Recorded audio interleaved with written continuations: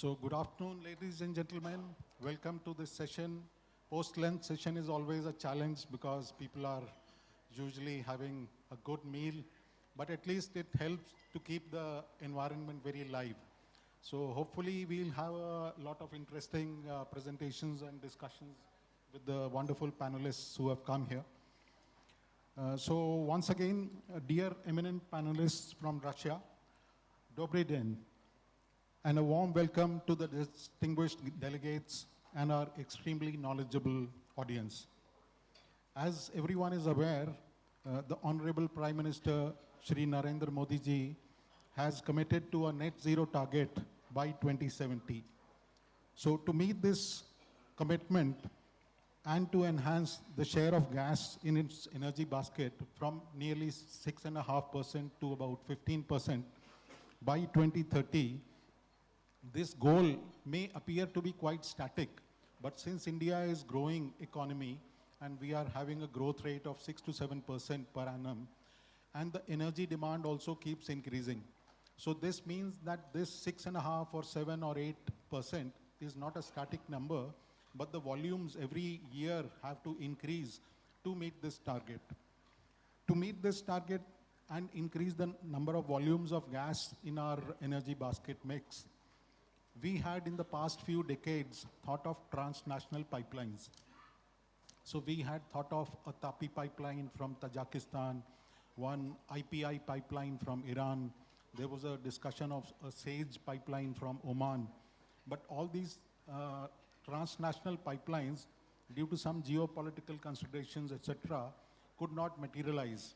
And if I may use a pun, these pipelines, they remained a pipe dream. Having said that, this underlines the need for more and more LNG cargoes to come and improve our basket of energy to a more gas-based economy.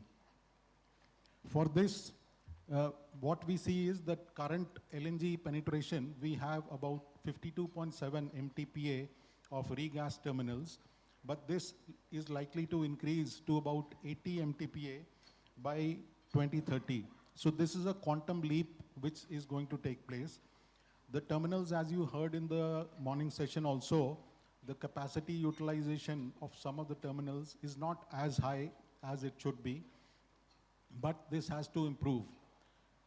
To connect these terminals to the consumer, we of course need a lot of infrastructure, which means that we need to have with us a lot of pipeline networks, and apart from after the regas stations, terminals, we need to have pipeline networks to take it to the consumer industries. The current industries which we are feeding are generally refineries, petrochemicals.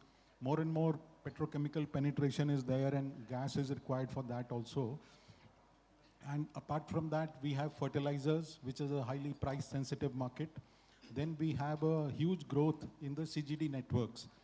The CGD networks are growing at a very fast pace, and this helps to ensure that the environment remains clean also, and the use of conventional fuels like firewood, etc., is reduced.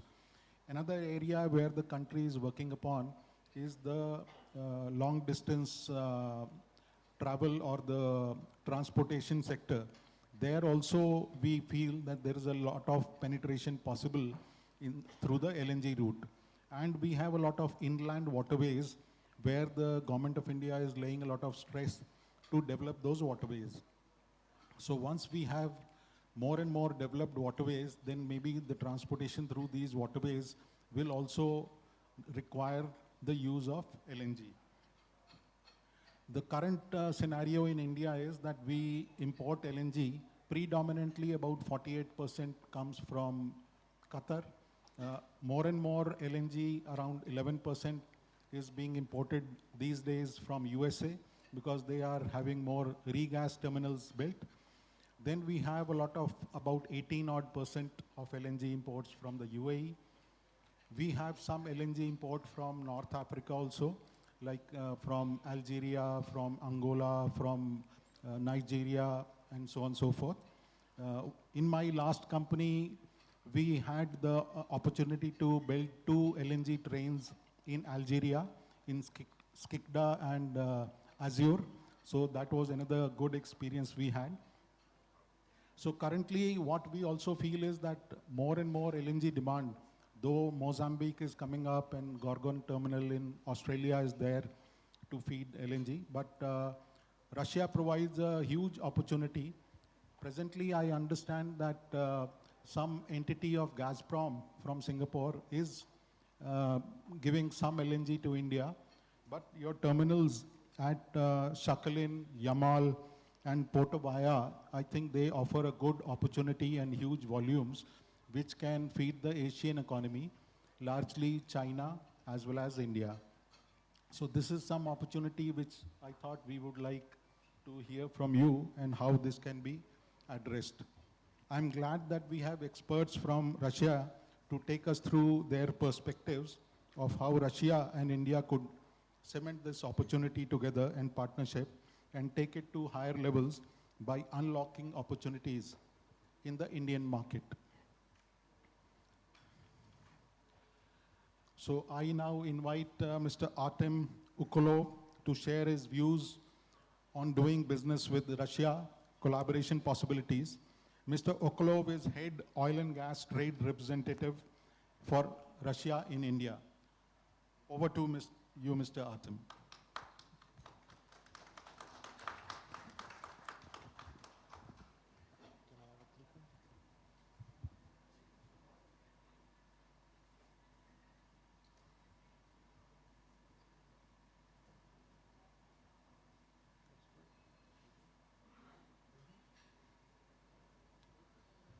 Honored guests, distinguished colleagues, ladies and gentlemen, namaste. Thank you for joining us in LNG India Summit on our strictly Russian panel session. I'm pleased to discuss how Russia and India can deepen our collaboration and what Russia can provide for our Indian friends.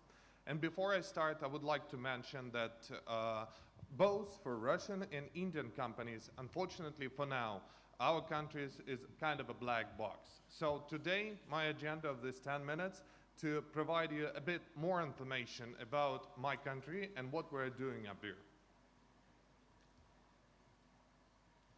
Some introduction and role of the trade representation where I'm working in. The trade representation of Russia and India, established in 1953, is dedicated to expanding bilateral trade, assisting Indian industries, and integrating our enterprises into global value chain. We serve as a bridge for businesses, providing market information, helping enterprises find partners, and facilitating participation in exhibition as today. We're working under the umbrella of Ministry of Industry and Trade of the Russian Federation, which provides overall management of the Russian trade representations all over the world. In short, our mission is to develop external trade relations and diversify Russian exports of goods and services. We actively support competitive, export-oriented sectors by offering consultative and organizational assistance, from analytical reports on doing business to facilitation direct negotiations between companies, as we're doing it today. Our aim is to create stimulus environmental for Indian and Russian companies to work together. A bit about administrative territory of my country. Russia's geographical and natural resource advantages provide a solid foundation for our energy partnership. Russia is world's largest country, covering about 17.9 million square kilometers, which is roughly 11% of Earth. We span from Eastern Europe deep into Northern Asia. This vast expanse is rich of oil, gas, coal, minerals, and forests. In particular, Russia's energy endowments are vast. We're among the world's leading producers of oil and natural gas. The sheer scale and variety of our resources mean that we have both the capacity and diversity to meet energy needs in growing markets like India. Some historical background. Our nations enjoy a long-time tested partnership. For decades, India and Russia have been trustworthy special partners, with relations stretching back since the Soviet Union era. This partnership was formalized in 2000 by the Declaration of Strategic Partnership and further elevating in 2010 to a special and privileged strategic partnership. Those milestones reflect a mutual commitment. We cooperate in politics, security, defense, science, and critically for today's discussion, energy. A bit of macroeconomics indicators of the country. Russia is a major world economy. Our nominal GDP was on the order of 1.7 to 2 trillion US dollars in 2023, ranking in the world's 11th largest economy. In terms of purchasing power parity, we rank among the top 5 globally. Despite global headwinds, our economy grew by about 4.1% in 2023, making Russia one of the fastest growing G20 economies. This strength provides a solid basis for investment and trade.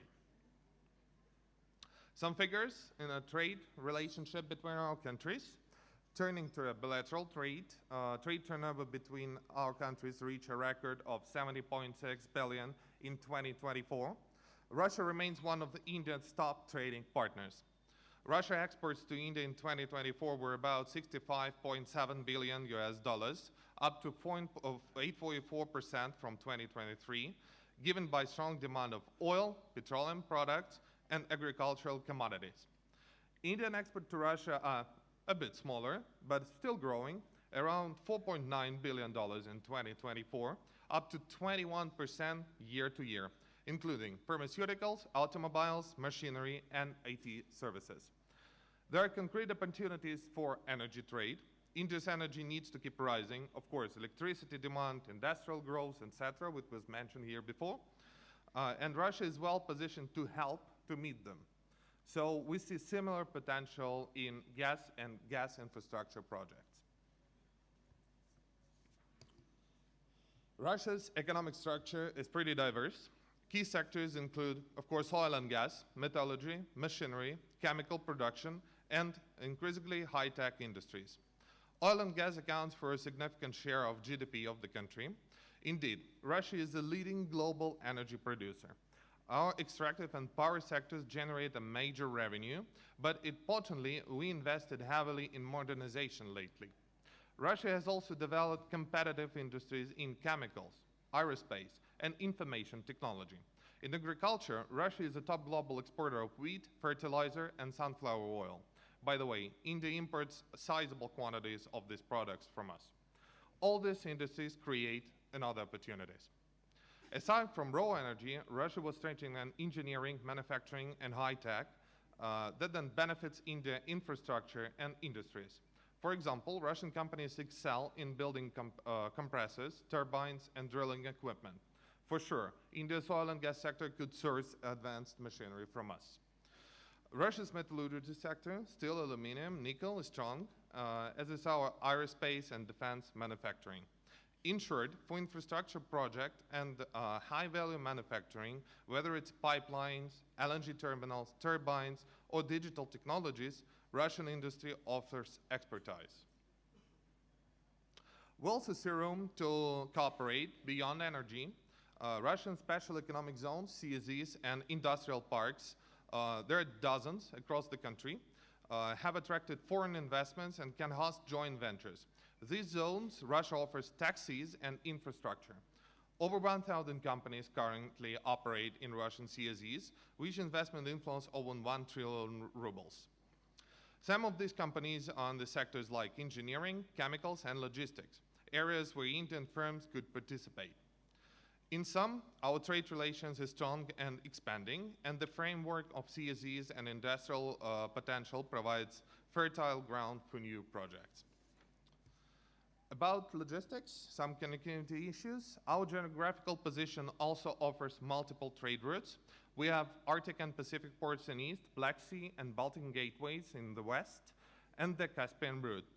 Looking ahead, initiatives like International North-South Transport Corridor and Northern Sea shipping routes promise to shorten transit ties between our countries. Those corridors connecting, for example, Novorossiysk or St. Petersburg ports to Indian ports can reduce delivery time significantly and will continue to improve for sure.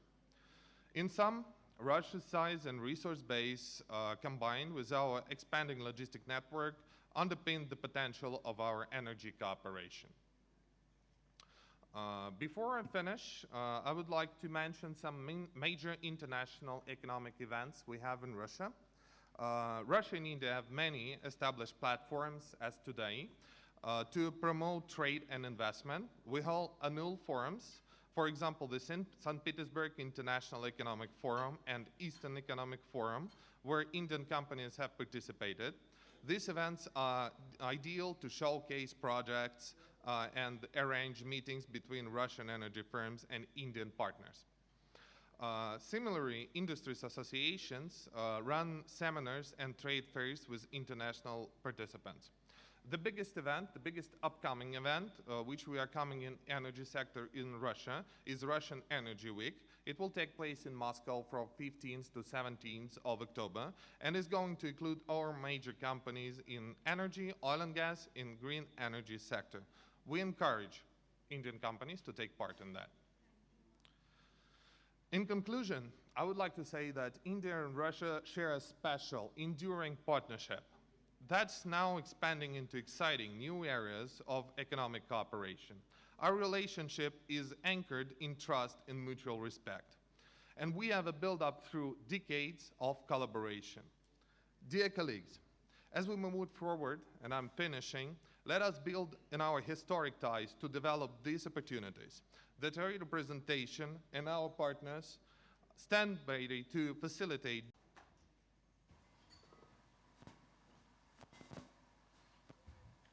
And first and foremost, Autumn, dhanyavad for finishing absolutely on the dot.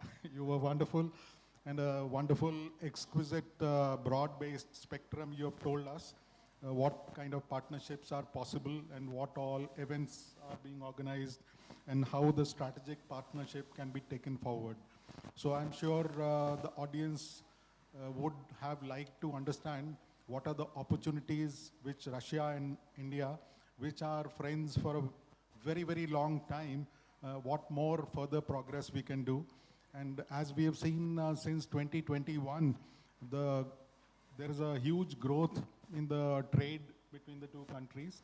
And I'm sure LNG being one of the prominent needs which we have, Russia can help us support and fulfill this requirement.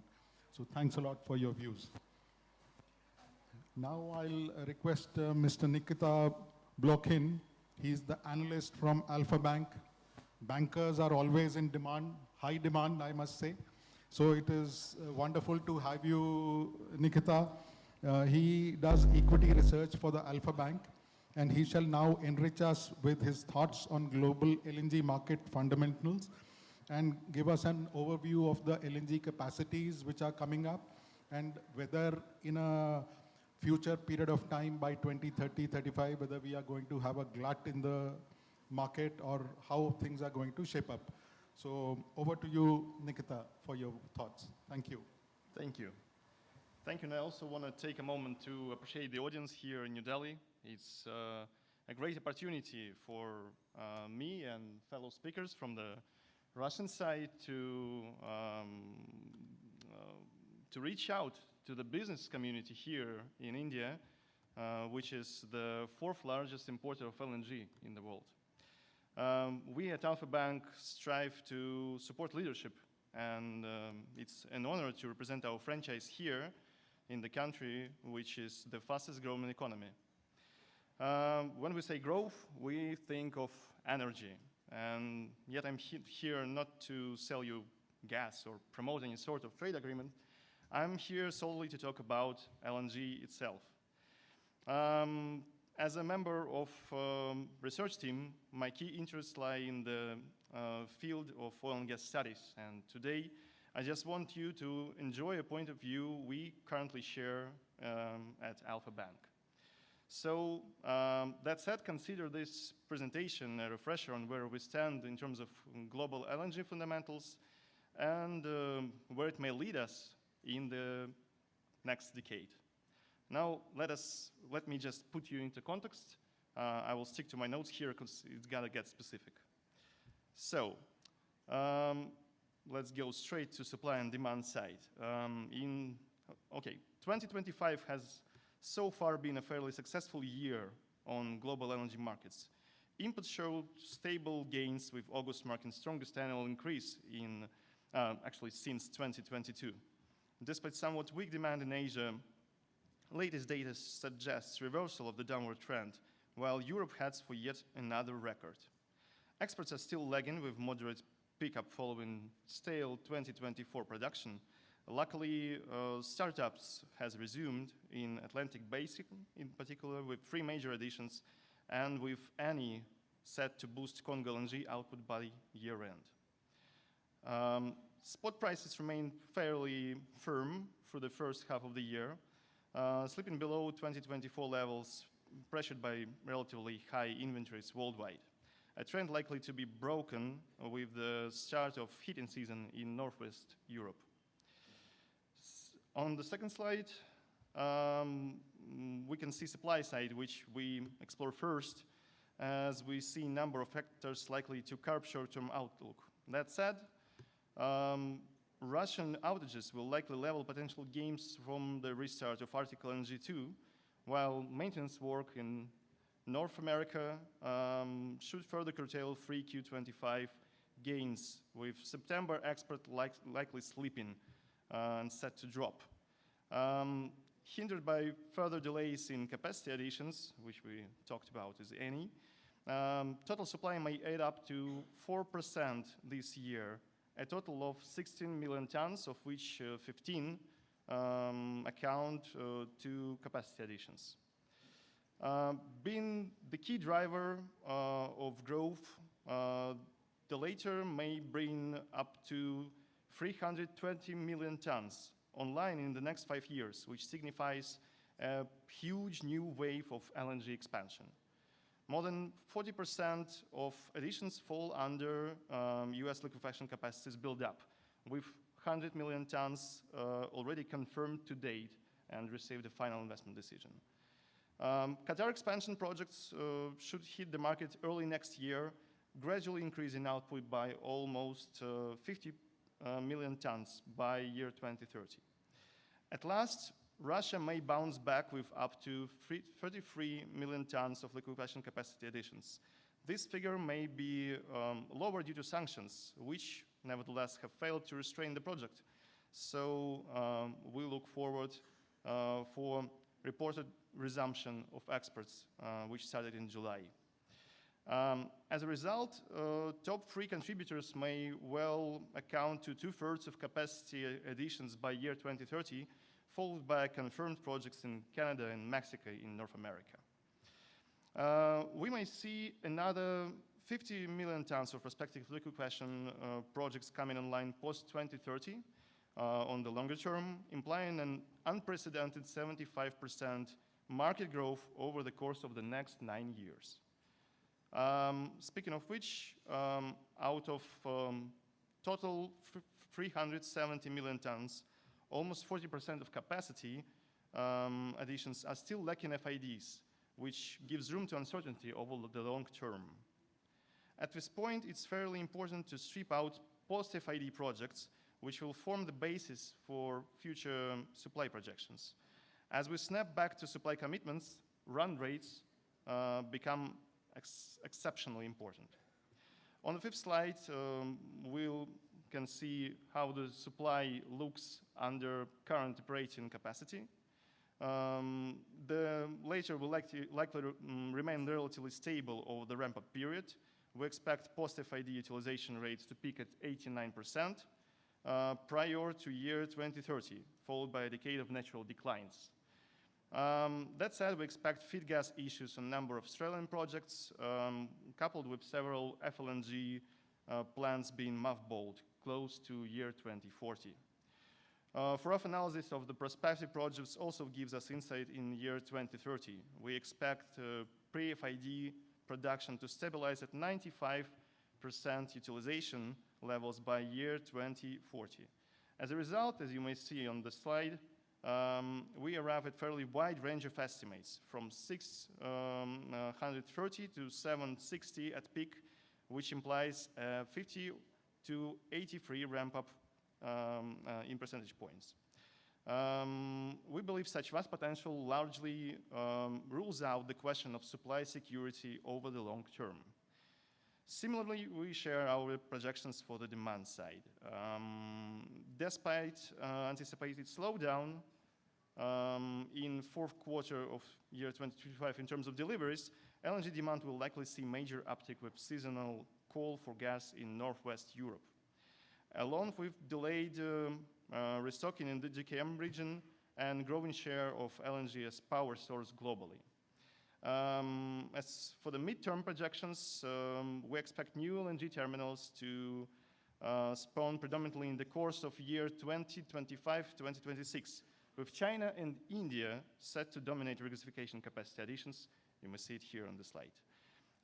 By 2030, more than 190 million tons of free gas buildup, or 87% of incremental demand, should account to Asia-Pacific region. Shifting towards long-term outlook, there are a number of views on the future of LNG demand varying drastically, depending on the source. Global majors here, like Shell and BP, tend to lower 2030 projections focusing on green initiatives, whereas expert agencies like Woodmac and Rystad position themselves higher, seeing LNG as a cornerstone of energy transition. Nevertheless, market participants differ drastically in their 2040 projections, with some estimates set as far as 70 million tons from each other on the graph here. Our estimates, which conveniently fall within the forecasted range, suggest LNG demand may reach 690 million tons by year 2040, or 3.1% CAGR over the forecasting period. Comparing that to supply projections here, there is a clear call for post-FID production in year 2033 by the most conservative estimates, which in turn should be partially absorbed by the market by year 2040.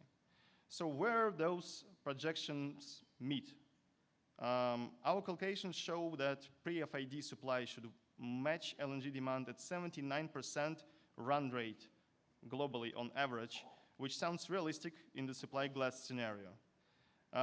Despite controlled market tightness, if you can see for the years 2024-2025, LNG market may face one of the first substantial oversupplies in 2027, with idle and mothballed capacities reaching 60 million tons by the end of the decade. Met with pre-FID capacity additions later on, up to 90 million tons of outdated and uneconomic capacities may face rationalization by year 2032. As a marketable conclusion to those findings, we share stipulated effect of the supply glut, which it may have on LNG pricing throughout the forecasted period. So, that said, we expect spot prices to test $3 per MMBTU in year 2030-2033 in the heat of growing competition ahead of capacity rationalization. Long-term contracts should remain fairly resilient to such moves, yet lower oil price environment may send them averaging at $7.5 per MMBTU during the same period. The two should result in 40% reduction in realized prices on the benchmark side, forcing the aforementioned rebalancing on the global LNG market to take effect. That concludes my presentation here. Thank you for your attention.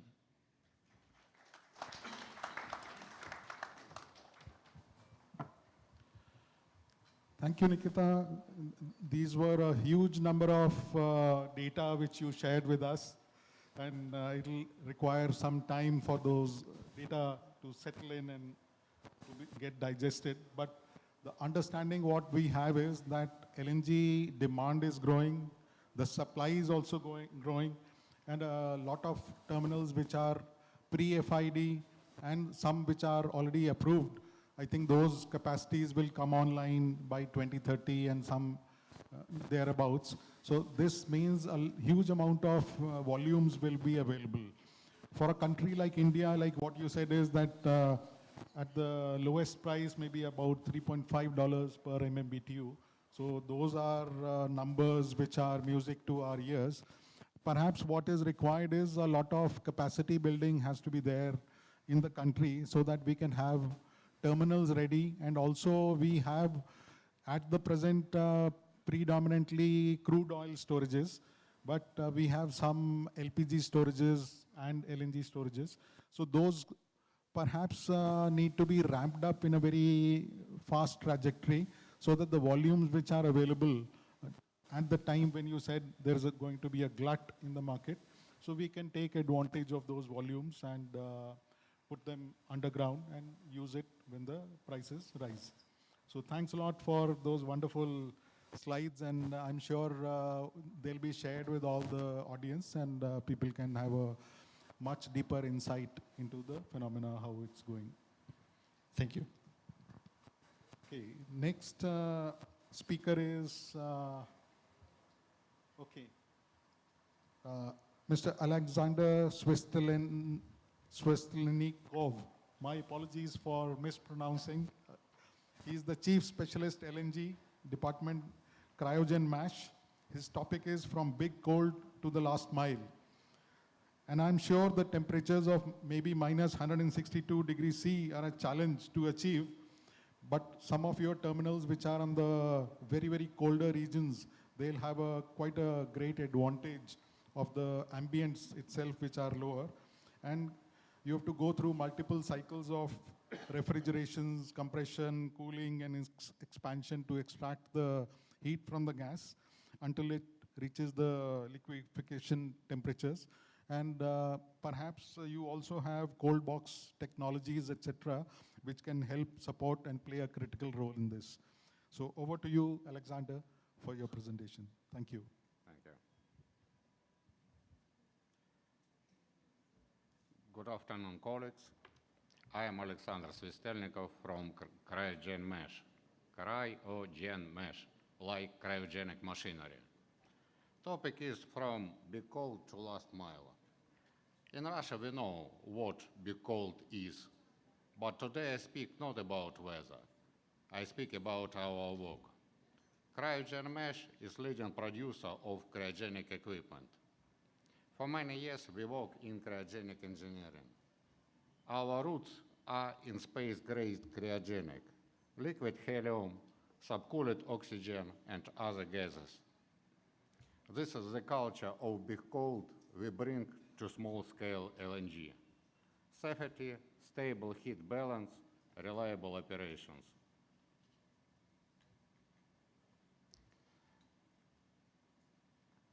Main point, small-scale LNG is not a small copy of big LNG plant.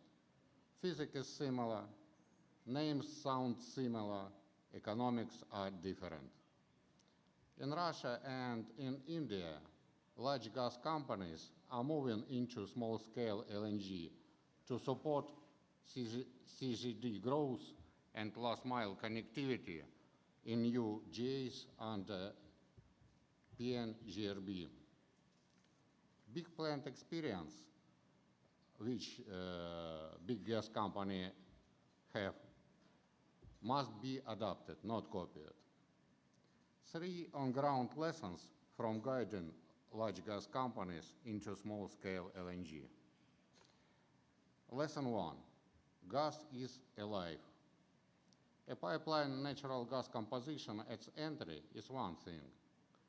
At offtake point, gas may change.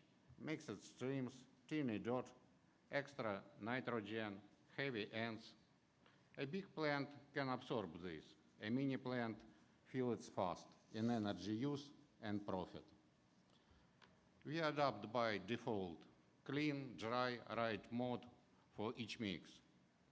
Lesson 2, load is alive. Night, weekend, maintenance nearby, you run at 40–60%. If efficiency drops at patched load, the project eats its own profit. We design for wide turn down without holes in efficiency. Lesson 3, cold is money. Every small loss from evaporation is cost. So we manage evaporation and reliquefy it, and we use proper insulation.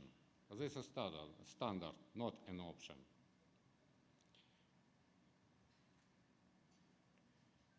Where this help most? Two real use cases. Case one, tie into a trunk pipeline from LNG terminal.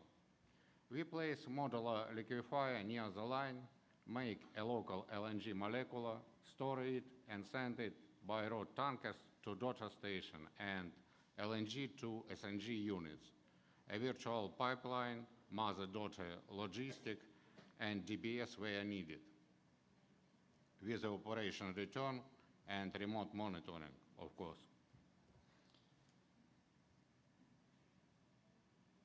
Case 2, small or depleted gas field.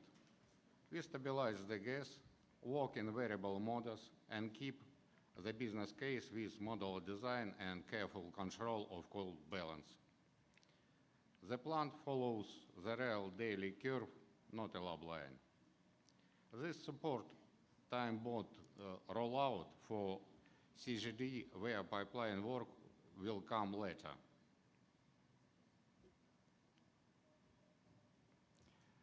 What cryogen mesh does? 3 clear actions. Calculate your gas and your operation models. We make a fine balance and scenarios for gas mix from day one.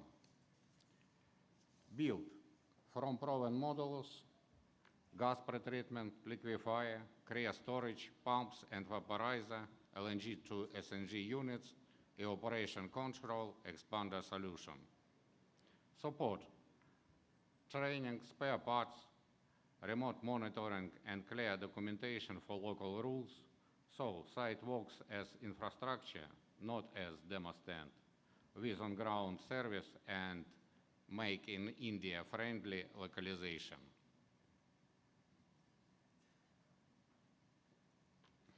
"75 years in cryogenic from space-grade liquids to LNG with products in 35 countries and more than 20 LNG liquefiers since 2006.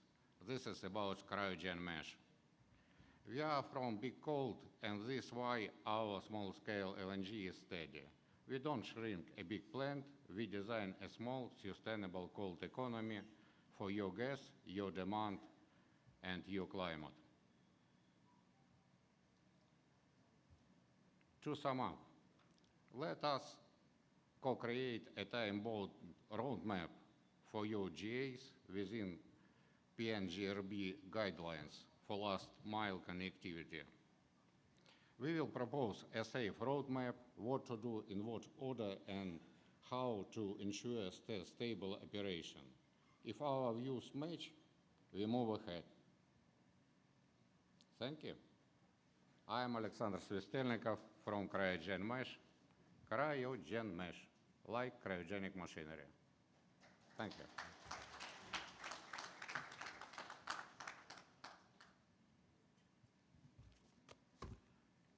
Thank you, Alexander, for that wonderful talk. I'm sure people at the end would have some queries and questions they'll ask. What manufacturing is done as per GHOST standards or any other standards also?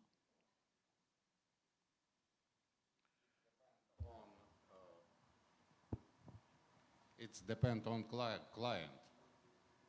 If client like, it will be GHOST. If client like APA, it will be APA. Sure. And We are flexible. Wonderful, wonderful. And modular solutions are also available. I mean, people would like to have standardized solutions to be offered depending on capacities which are there in place. Concerning small-scale LNG, it's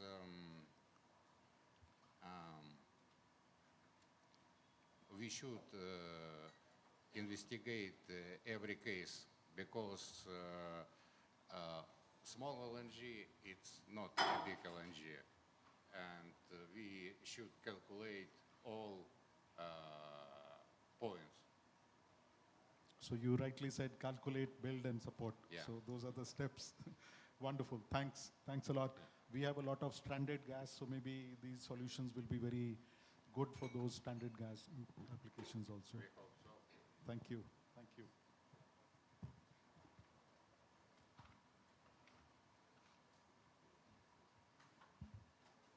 So in the morning also we discussed a little bit on AI, and AI is becoming all pervasive, and digitalization is imperative these days.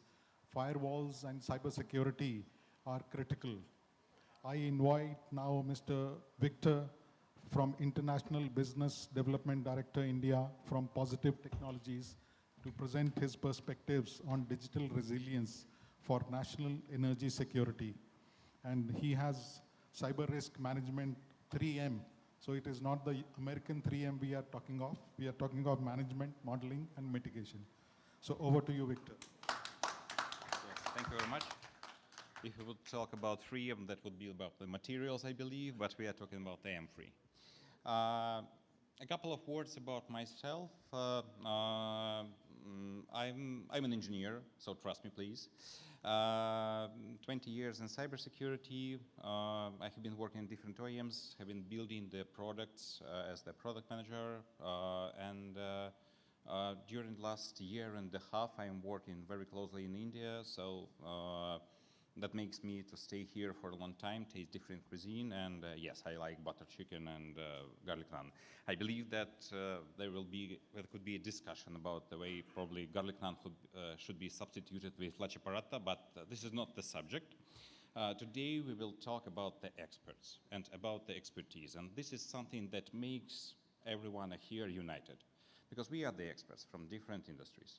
Positive Technologies, the company that I represent, is a company of experts, like 2.5 almost 1,000 of people who are working there, with hundreds of the security researchers who are working in the blue team as the defenders, who are working as the security researchers in the red teams, and that makes us aware of the risks. And this is another one story that unites me personally, being from another one domain from the LNG, and you as the experts in LNG, because we are thinking of the risks. And the knowledge that we have, the knowledge about the way how to build the proper manufacturing processes, how to build the technology processes, what specific circumstances you should evade, like the untypical combination of the pressure, temperature, I don't know, external influence of the whatever, the hurricane or something like this. When we understand what specific set of events can lead us to the catastrophe, we do the secure systems. And that's why the LNG is a system. LNG is the combination of the process that works as the Switzerland clocks, which works perfectly.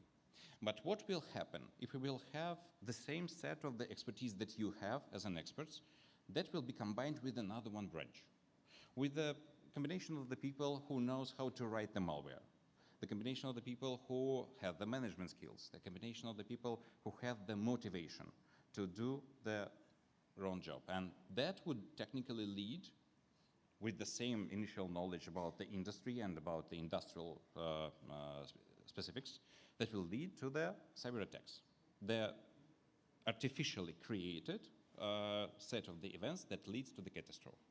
And that's not just the idea.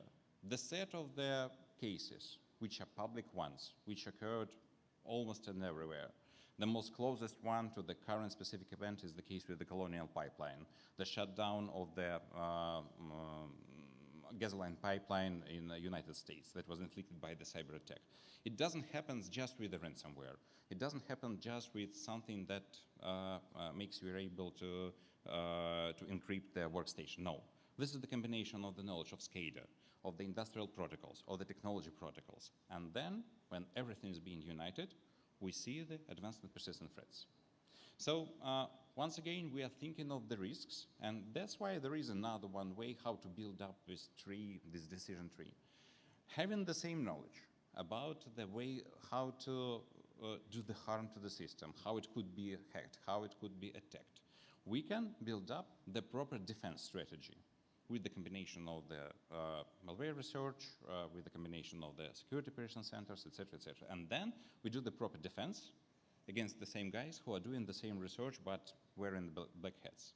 And yes, each and every person who will speak about cybersecurity then will lead you to the set of the bullets with the solutions that have to be implemented that will make you free. But this is another one event. This is the event for the experts. So that's why I would like to concentrate on you on one only specific point, their security assessment. It always starts with a security assessment and with the, like I call them the security imperatives. 3 items that I would like to be planted in your minds. Number 1, if you do not do the security research of your infrastructure, the attackers are already doing it. They can get into the infrastructure, they can stay silent, they can know the story, how your facility is being operated, and they will wait for the kill switch. The second point, when we talk about the critical infrastructure like LNG, you are not fighting with the script kidders. You are fighting with the teams, with the salaries, with the pensions, with the vacations, with budgets, and that's why the defense have to be built up according to this assumption.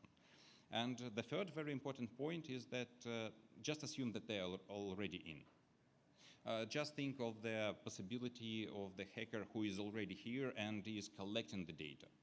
Why I think this is not just a theory, because yes, we are also doing the red teaming and the penetration tests. And we are the strongest red team, I believe, at least at this side of the Atlantic Ocean. And we are so good, so we can like do the intrusion into the controlled intrusion into the infrastructure in 96% of the cases, and then if we are in, we can demonstrate how the attack could be organized. But the most terrifying story is that in 20% of the cases, we already see attackers there. We already see that the group is already inside. And that's why the third imperative, treat your infrastructure as being already hacked. Treat that they could be there and try to perform the detection of their silent presence. This is very important. And that's why the story that already was discussed today, the story about the digital twins. We treat digital twins as the ultimate tool to perform the tuning of our operational technologies and to get the more performance out of the production. But the same instance, the same combination of the digital twins with the cyber ranges, the story that we, for example, built, not only us, that will make you able not only to test the industrial security of your facility, but also to get prepared for the strike that could be delivered tomorrow or the next day.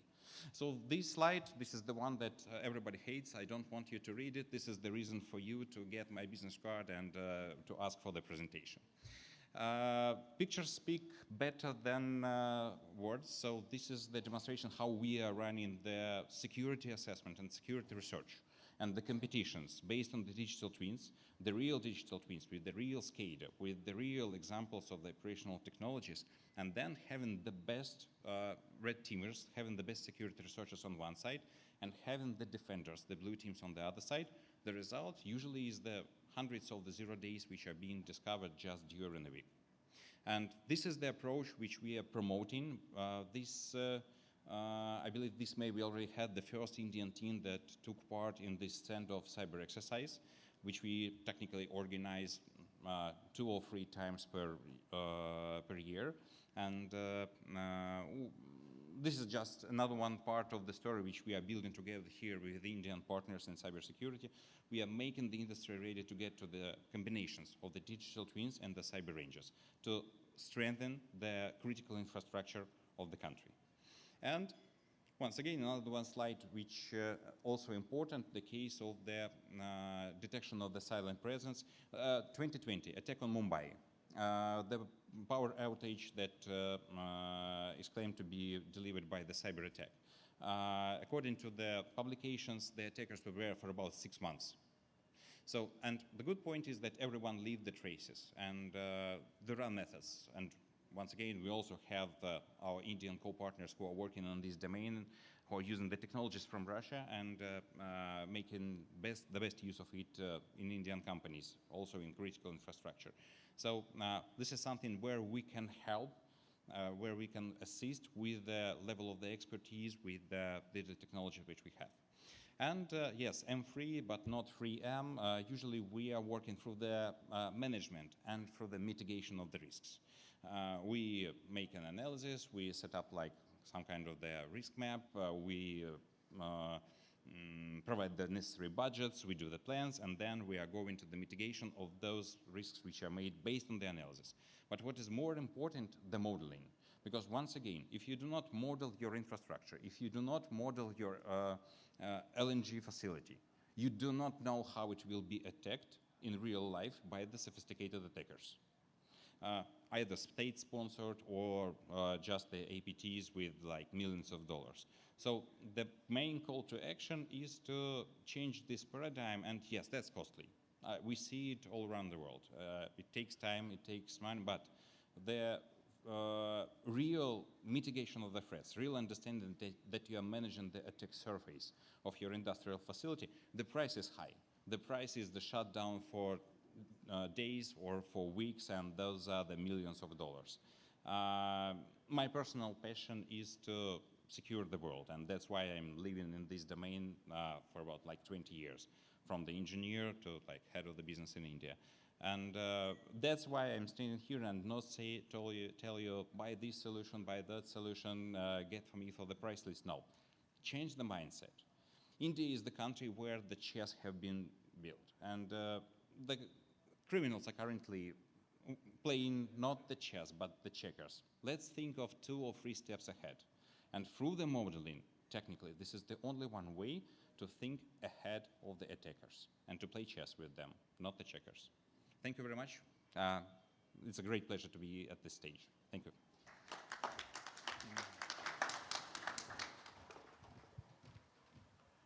Thank you, Victor. Wonderful presentation, and I think it's the need of the hour, because as the entire industry is getting digitized, so the more and more need is felt. And I'm sure it will not be only after the systems are set up. Once we are in the engineering phase itself, I think many of these things need to be built in so that we are ready with the risk perception and the kind of systems we procure from various manufacturers, etc.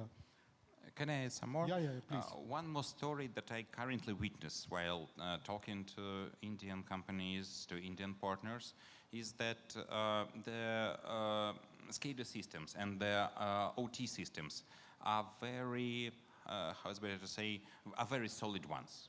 And the typical case is that when the SCADA vendor, the SCADA OEM, prohibits the company from installing anything in the OT segment, not to interfere with the production processes. So in this case, the story, so from one point of view, we have to research the infrastructure. From the other one point of view, we don't have any kind of possibility to do this, because it would put the production process, the manufacturing process at the risk.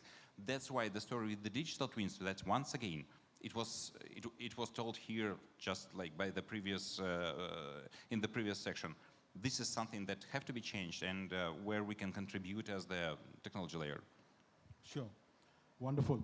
And I think one example which you gave at the last slide was wonderful also. We also have chess grandmasters, and so do you.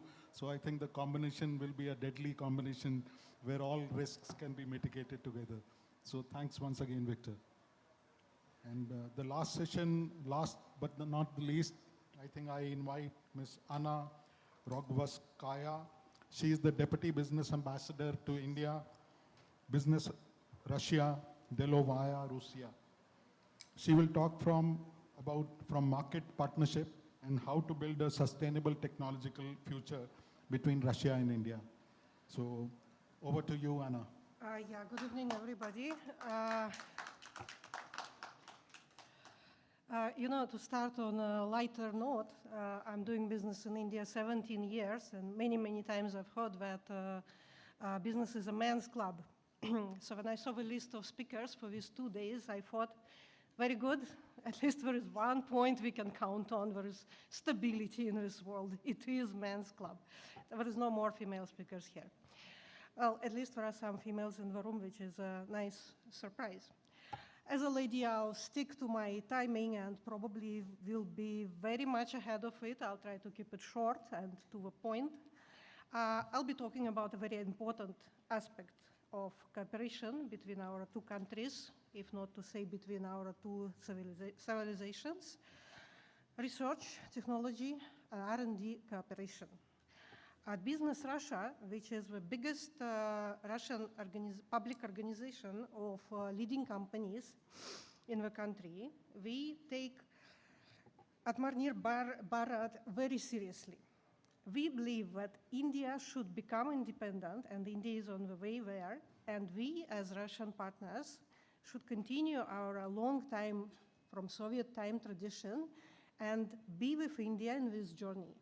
So to combine the Russian science and research and the Indian perfect art of jugaad, of making things out of nothing and making them great. We created this year, in the beginning of the year, we created in Bombay a Center of Technology Without Borders, which does scouting of technologies in Russia, brings them to India, searches for Indian investors, Indian partners, buyers, and more than that, and helps with technologies to enter Indian market under the guidance of Indian partners. Because to come to India and to teach India how to live, it's useless. We should come to India and learn from India how to live and how to work on this market. And this is what we do. And in my 17 years here, what I really learned is that it's not the perfect solutions always which work. It's solutions which deal with very, very imperfect situations, very imperfect conditions, imperfect circumstances, and which make the best out of it. To name a few technologies we are working with right now, for example, it's a tubing corrosion protection system, which will enlarge and can enlarge, and it's a proven technology, which can enlarge the lifespan of pipes for oil, gas, or water several times. It's already working in Russia, and it will be working here as well. We have drilling cost reduction solutions. We have nanomaterials which can club two surfaces together in a span of seconds without damaging any of these surfaces. And we have, for example, the rare earth magnets replacement technology, which is used in EV engines. So as I promised, I'll be short to a point. If you want to know more, we can talk more. Just before I finish, I would like to remember that in the Battle of Kurukshetra in Mahabharata, it was not a single hero who won the war. It was a combined effort of many heroes who brought their talents, who brought their strong points to the table. And this is what we want to do here with our Center of Technologies. Thank you very much for your attention.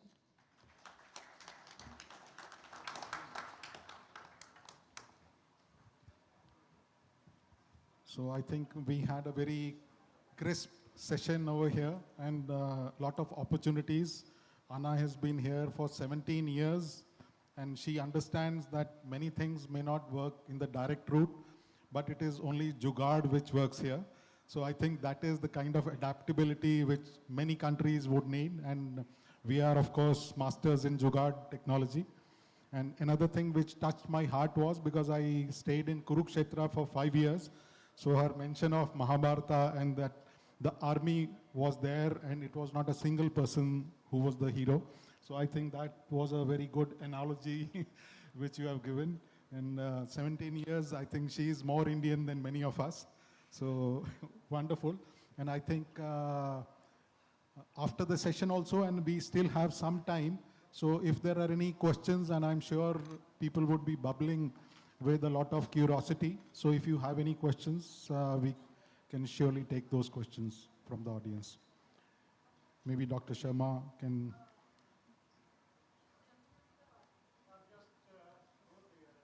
Please, welcome.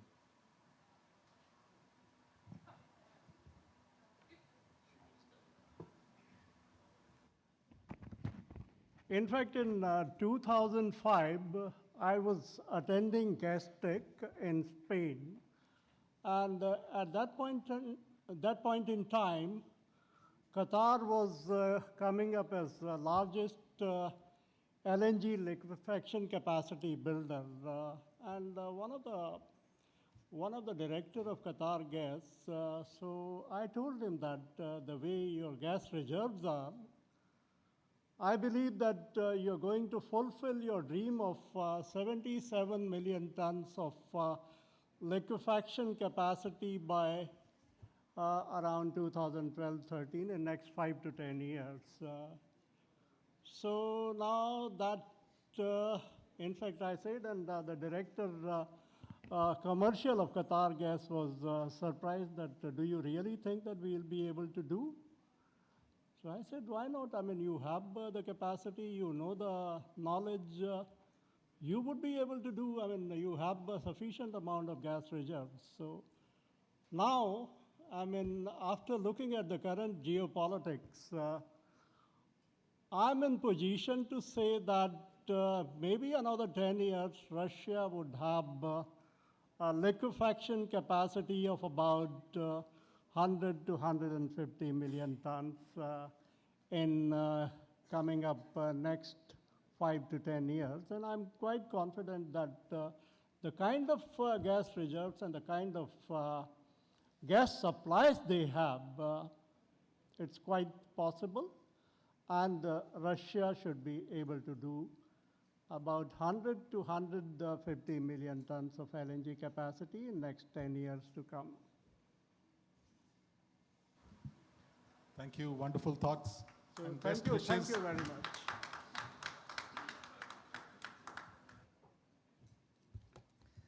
much. Thank you to our session chair and all the speakers for their valuable insight and their engaging presentation. May I request Dr. S.C. Sharma once again to kindly join us on the stage to felicitate our panel.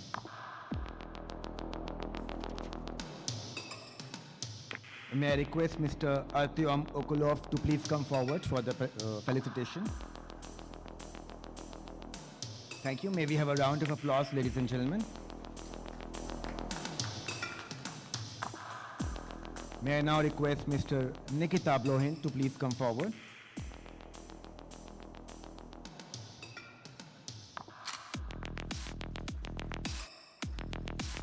Thank you, Mr. Nikita. May I request Mr. Alexander to please come forward.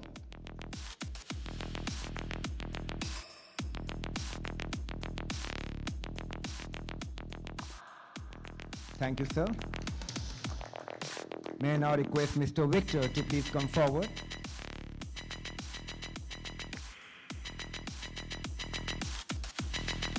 Thank you, sir. May I now request Ms. Anna to please come forward.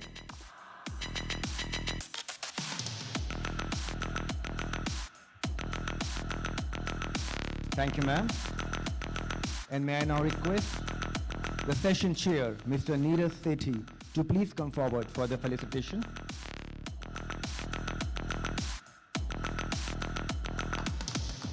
Thank you. Thank you, sir.